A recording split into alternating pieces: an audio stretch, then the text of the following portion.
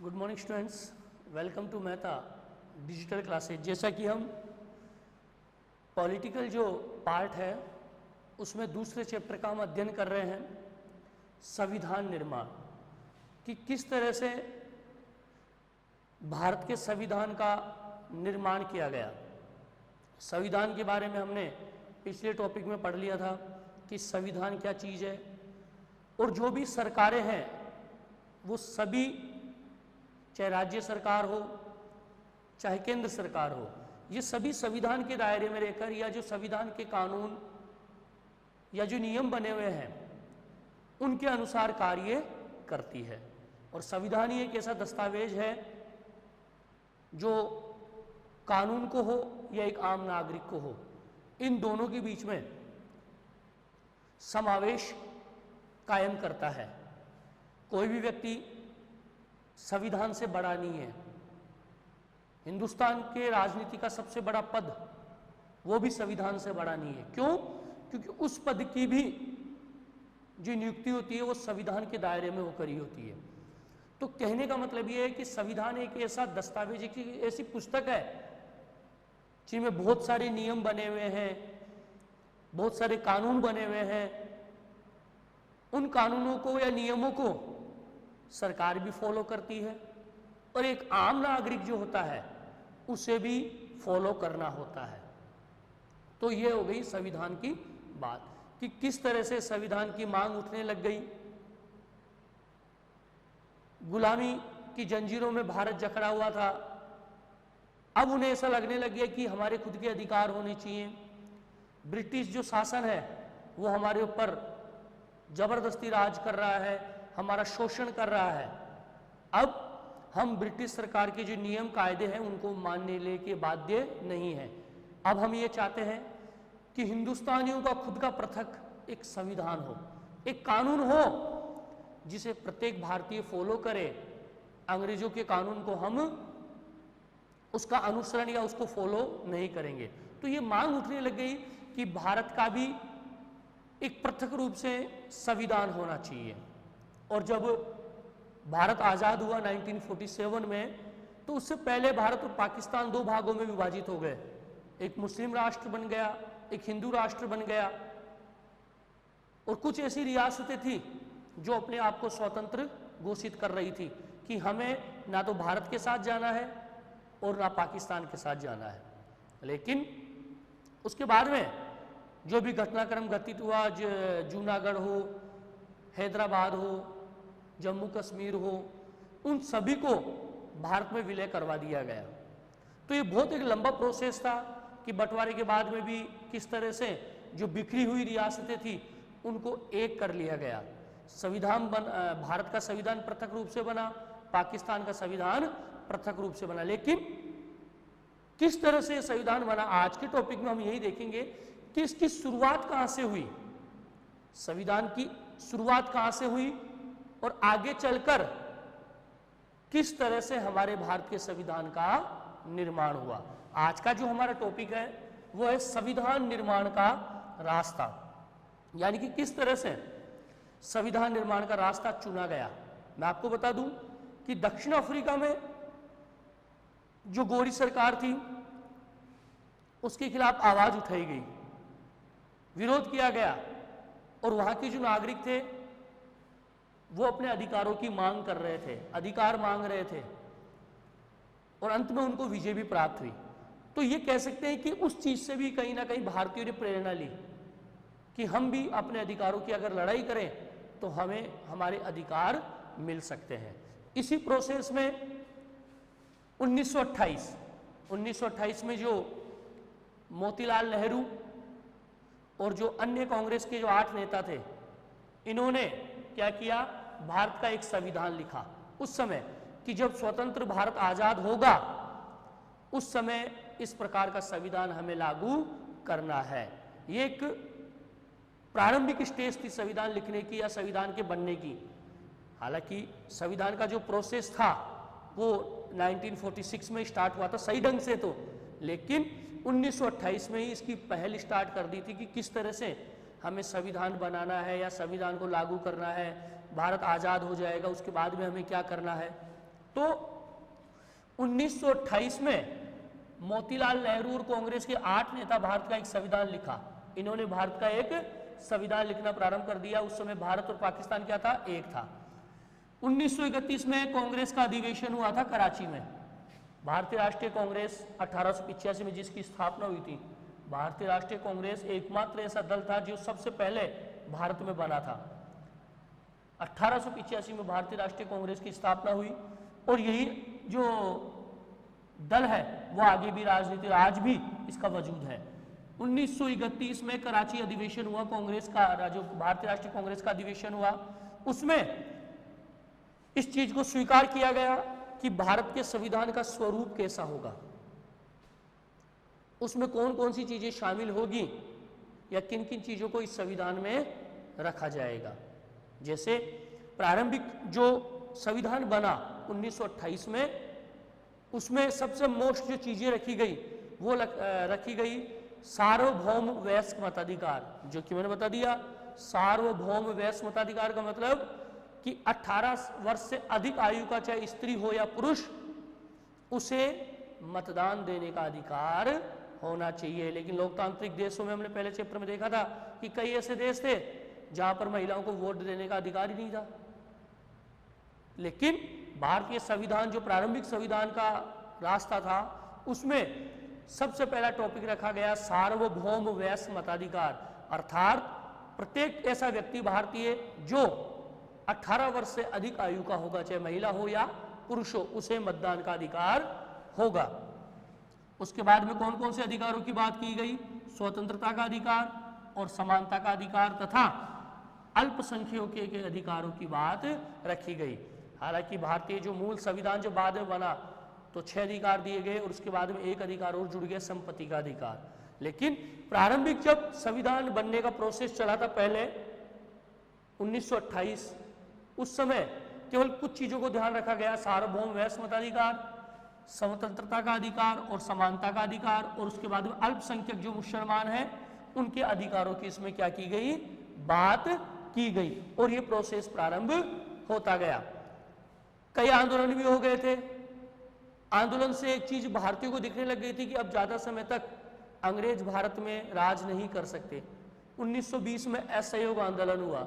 असहयोग आंदोलन ने पूरे भारत में एक आजादी की लहर पैदा कर दी थी और अब भारतीय खुलकर अंग्रेजों का सामना करने लग गए, खुलकर अंग्रेजों का विरोध करने लग गए।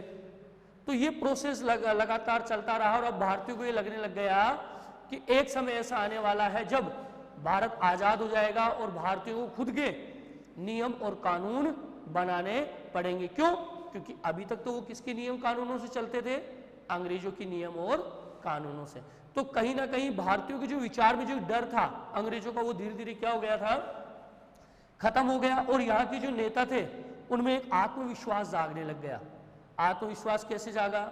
सबसे बड़ी चीज, विदेशों में क्या गठित हुआ, उन चीजों ने भी भारतीय जो नेता थे उनको बहुत ज्यादा प्रभावित किया कि कौन से देश में क्या घटना घटित हुई।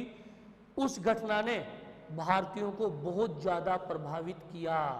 जैसे दक्षिण अफ्रीका में हुआ तो उस चीज से लगने लगा कि जब वहां के लोग अपने अधिकारों के लिए लड़ सकते हैं तो हम क्यों नहीं लड़ सकते। उसके बाद में जब संविधान बनने का प्रोसेस जब चल रहा था तो उनके मन में विचार ये आने लग गया कि अगर कोई विदेशों से चीज सही है जो भारत के संविधान में हम जोड़ सकते हैं तो वो क्यों नहीं जोड़ सकते। किस बात का डर है, किस बात का हिचक है हमें? भाई झिझक नहीं होनी चाहिए हमें, हिचकिचाएं क्यों? अगर कोई चीज विदेशों में लागू हो रही है और वो लागू चीज वहां पर अच्छा काम कर रही है तो ऐसी चीज भारत में भी आ जाए तो उसमें क्या दोष है। तो ये भारतीय नेताओं के मन में विचार आने लग गया कि विदेशों से हमें कौन कौन सी चीजें मिल सकती है जो हम भारत में लागू कर सकते हैं। तो देखो कुछ चीजें ऐसी थी जो भारत के संविधान में अन्य देशों से ली हुई है। जैसे ये देखो लिखा हुआ है, हमारे नेताओं में आत्मविश्वास इतना आ गया कि बाहर के अनुभव एवं विचारों को अपनाने में कोई हिचक नहीं रही। पहला जो फ्रांस की क्रांति हुई उसके आदर्शों को अपनाना, कि फ्रांस की क्रांति किन आदर्शों के साथ लड़ी गई, उन आदर्शों को हम भारत के संविधान में समावेश कर सकते हैं। ब्रिटेन यानी इंग्लैंड की जो संसदीय लोकतंत्र के जो कार्य हैं वो भी हम अपना सकते हैं, क्योंकि वो लोगों के हित में है, तो वो चीज़ हम अपना सकते हैं। अमेरिका के अधिकारों की सूची, जो अमेरिका में नागरिकों के प्रति जो अधिकार थे उनकी सूची भी देखी गई, जिसमें नागरिकों का हित था।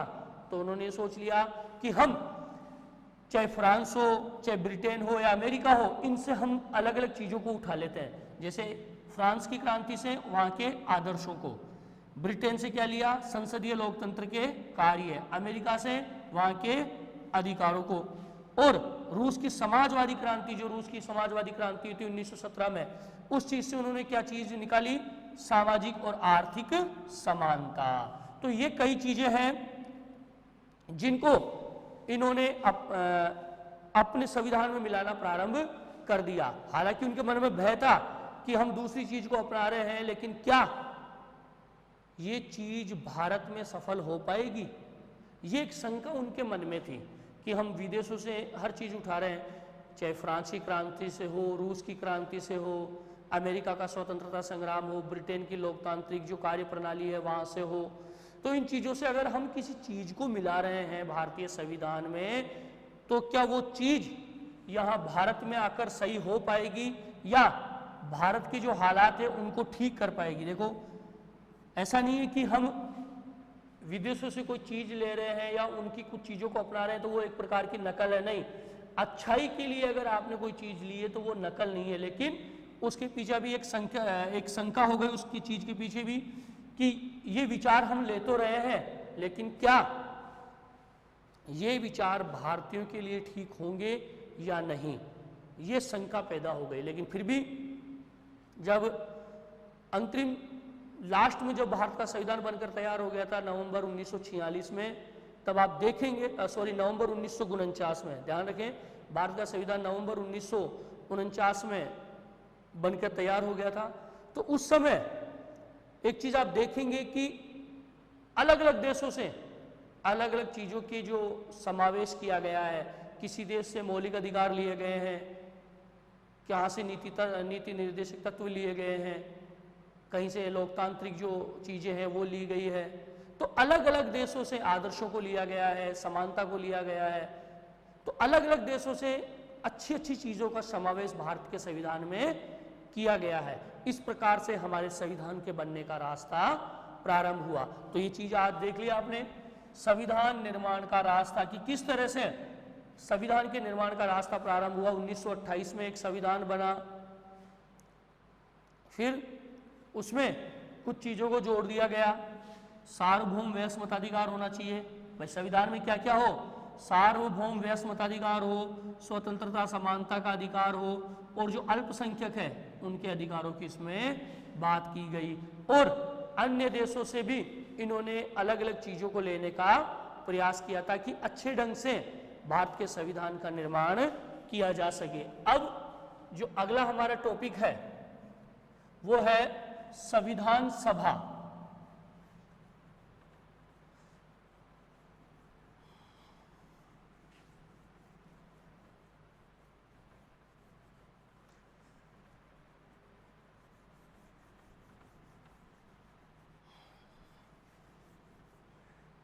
कौन सा टॉपिक है, संविधान सभा।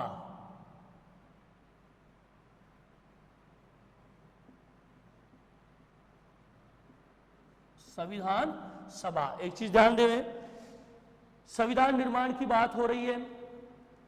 अब जरूरी है कि संविधान बनेगा तो उसके लिए हमें एक सभा भी बिठानी पड़ेगी, मीटिंग भी करनी पड़ेगी। लेकिन एक सवाल ये पैदा हो गया कि संविधान सभा बन गई, लेकिन संविधान का निर्माता कौन होगा। कि संविधान हम बना रहे हैं तो उसके निर्माता कौन होने चाहिए। ऐसा तो नहीं कि अनपढ़ व्यक्ति को बुला लिया यार आप संविधान बनाओ, नहीं। ये एक बहुत बड़ा सवाल था कि संविधान बनाने की बात तो हमने प्रारंभ कर दी, लेकिन संविधान निर्माण करता कौन होगा, संविधान बनाएगा कौन, ये बहुत बड़ा सवाल था। अब संविधान सभा क्या है, संविधान सभा की परिभाषा क्या है, सीधी सी बात है, चुने हुए प्रतिनिधियों की सभा। यानी कि संविधान में ऐसा तो नहीं कि प्रत्येक व्यक्ति शामिल था संविधान सभा में जो आया संविधान बनाने में लग गया, नहीं। इसमें भी जो व्यक्ति थे वो चुनकर गए थे, सेलेक्टेड व्यक्ति गए थे, अलग अलग सेक्टर से सेलेक्टेड व्यक्तियों को चुना गया था। तो संविधान सभा क्या है कि चुने हुए प्रतिनिधियों की सभा जो संविधान नामक विशाल दस्तावेज को लिखने का कार्य करती थी।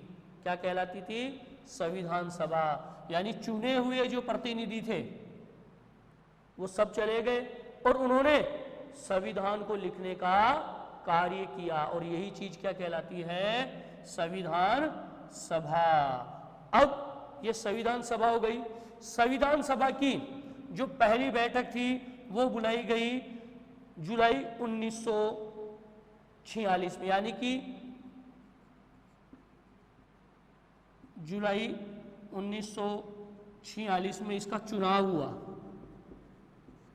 ठीक है, यानी कि संविधान सभा का चुनाव कब हुआ? जुलाई 1946। भाई संविधान सभा बनने के लिए तैयार थी, कौन कौन से लोग आएंगे, कैसे कैसे लोग आएंगे, किन लोगों को चुना जाएगा, ये प्रोसेस प्रारंभ हो गया। और इसी प्रोसेस में जुलाई 1946 में इस संविधान सभा के क्या हुए? चुनाव हुए। और इसकी जो पहली बैठक थी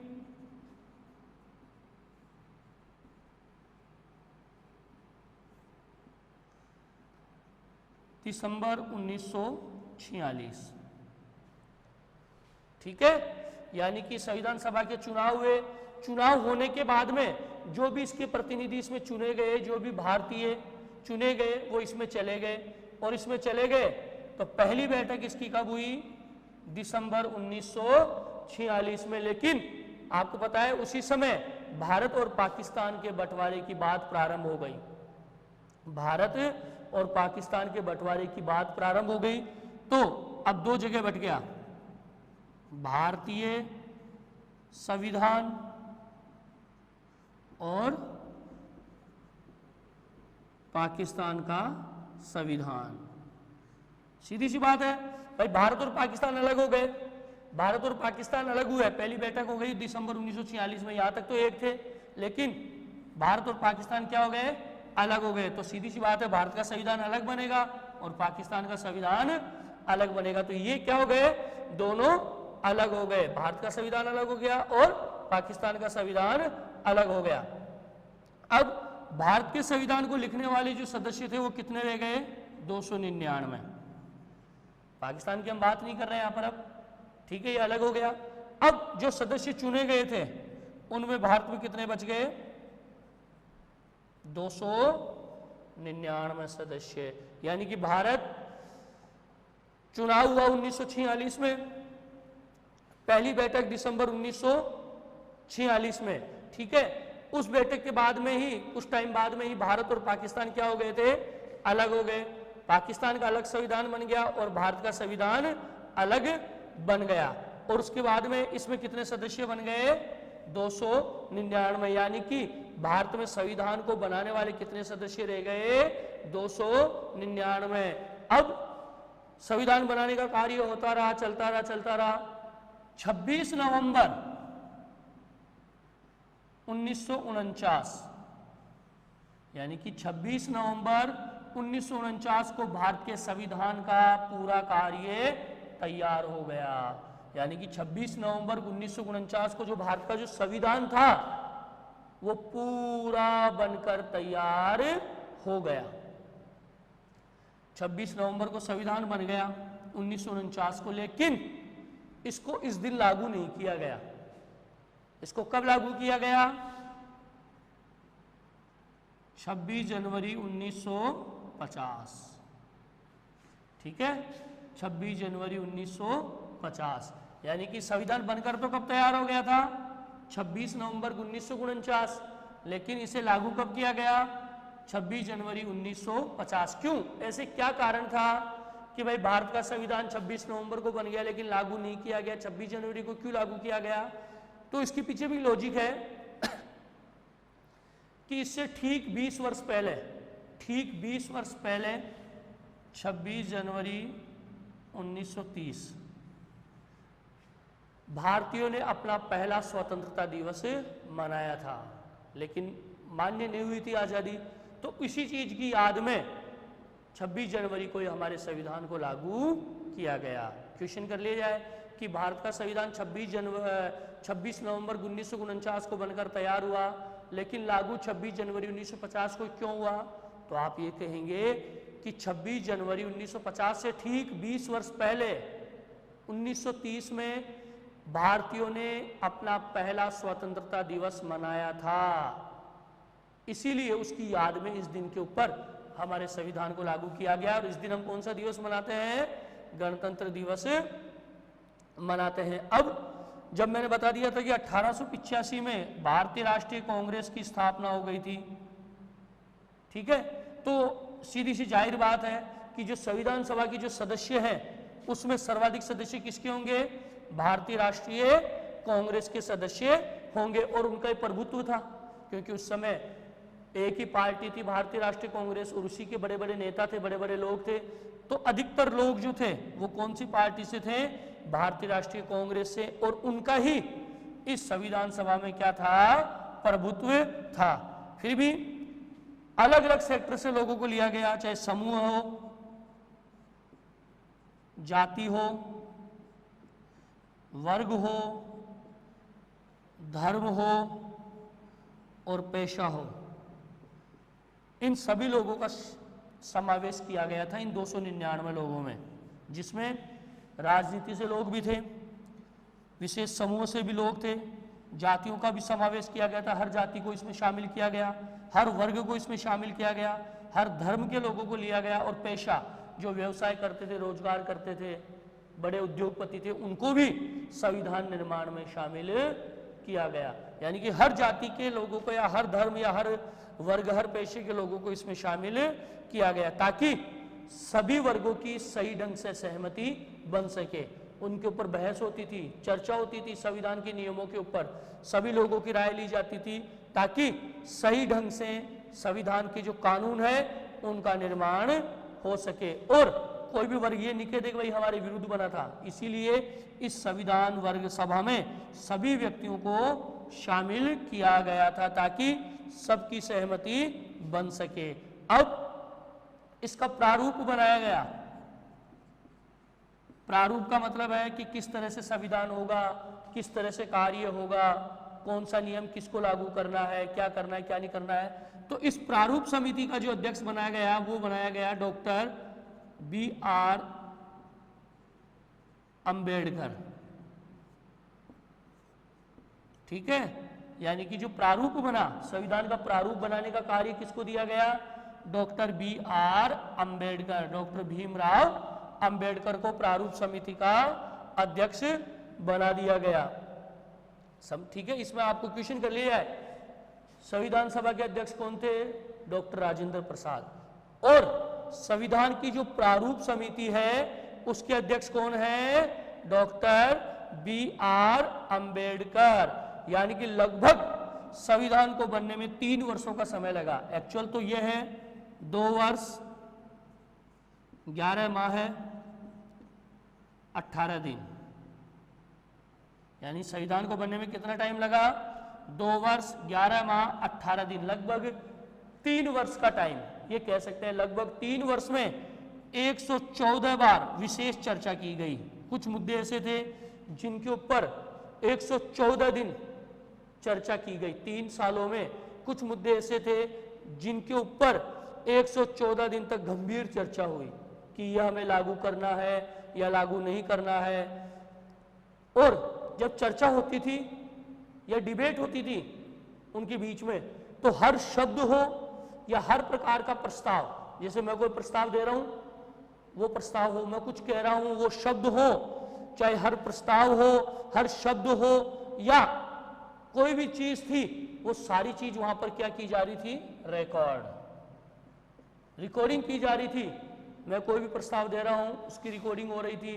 मैं कोई भी शब्द बोल रहा हूं, उसकी रिकॉर्डिंग हो रही थी, ताकि आगे चलकर सभी इस चीज से रूबरू हो जाएं कि किस तरह का प्रस्ताव लगाया गया और किन किन लोगों ने इस प्रस्ताव पे अपनी सहमति दर्ज करवाई थी। इसीलिए उन सारी चीजों को क्या किया जा रहा था? रिकॉर्डिंग किया जा रहा था। और इन्हें 12 बड़े बड़े खंडों में विभाजित किया गया। ये जो रिकॉर्डिंग की गई थी इसको 12 बड़े बड़े खंडों में रखा गया था। कभी भी इसकी रिकॉर्डिंग आप चेक कर सकते हैं कि कौन सा प्रस्ताव कौन लाया था और किस प्रस्ताव के ऊपर चर्चा की गई थी, कौन कौन से शब्द बोले गए थे, क्या क्या कहा गया था।